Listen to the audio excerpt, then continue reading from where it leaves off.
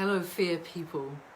Today I want to address the matter of conspiracy theories. You'll be seeing that the concept is now smattered through our media and through the speech of our Prime Minister as they appeal to us to simply accept the narrative and not ask questions. Calling people conspiracy theorists is actually, I consider, a form of belittling and bullying to intelligent people who are asking intelligent questions. And conspiracy theories arise out of a lack of transparency. So what we say as Advanced New Zealand, given that our co-leader, Billy Takahika, has now been named the king of conspiracy theorists, yes, I want to address that. So it's bullying. It's a way of trying to shut people down from engaging in intelligent conversation. And it also masks the underlying issue, and that is a lack of transparency. And if you take the COVID crisis, for instance, nobody wants to underestimate a true crisis.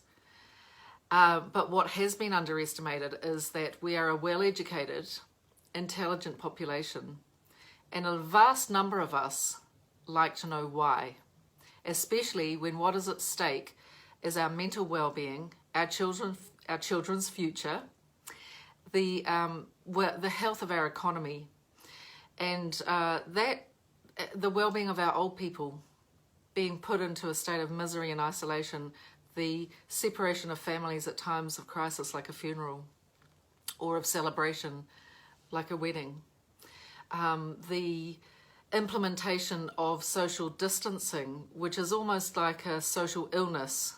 It generates fear and separation between people, isolation. These are very, very serious matters. And if they are proportionate to the threat, they're very appropriate measures. However, we have a throng of intelligent, questioning New Zealanders who've been well educated in this country and now have the resource of the internet, that when the transparency is not present, take it into their own hands to go and find out, is this proportionate, because our lives as we know it are under threat. And from day one, our government has announced that we are to look forward to a new normal, and perhaps we don't want that new normal if it is not absolutely necessary. We reject a new normal, and we stand for life as we know it because it's good and beautiful, and we love it, and we want it for our children. And, one of the greatest ways to have us less free and less empowered is to break down our economy, and particularly small business. So this is what I want to talk about in relation to so-called conspiracy theories. I think we need to throw out that term, and we need to call it theories about what's happening. If a theory occurs and it becomes prevalent, then it needs to be addressed with clarity. We need to be given a platform from the government, a depository where information sharing happens. People really want to know about the science behind the choices being made by the government. We want to know what is the level of false positives with the testing? What are we really looking at? We want to know if the virus has been isolated. These are all the questions that are coming up for people as intelligent people use the resources at hand and try to find out what's going on, because it's not simply spelled out in a public depository for the debate, the conversation, and the either acceptance or non-acceptance of the public.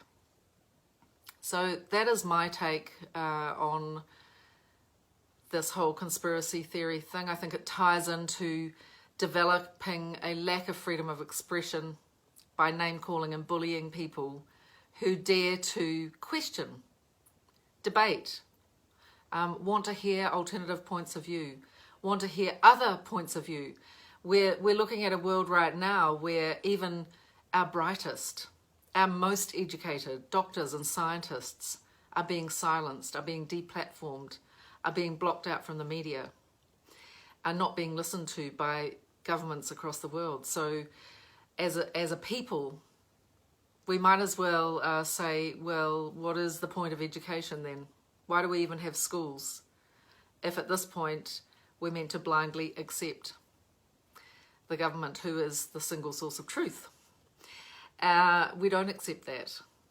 So we appeal to the intellect, the critical thinking of people. We stand for that, for the freedom of critical thinking and critical debate. And we require whatever government we have to deposit the source of their decision making, the science on which it is based, including the choices they're making around international agreements and the effects that that's having on our everyday lives, the new laws that are being implemented, the changes to our lifestyles. We all can see that when we came out of lockdown, there were surveillance cameras on all the corners. There were very unhealthy LED lights being rolled off across our cities. There are high-density urban developments happening in our towns. And we haven't been told about it, and we haven't been given a choice about it. We didn't vote for it, and it is a dramatic change of life, and we don't know what it's leading us to. And we would like to hear in this public depository what the plan is. What have we signed up to? Because we choose sovereignty over our land. We choose to be in charge of the choices that are made and to stand for the restoration and the preservation of our beautiful Kiwi lifestyle. That's what I got to say today.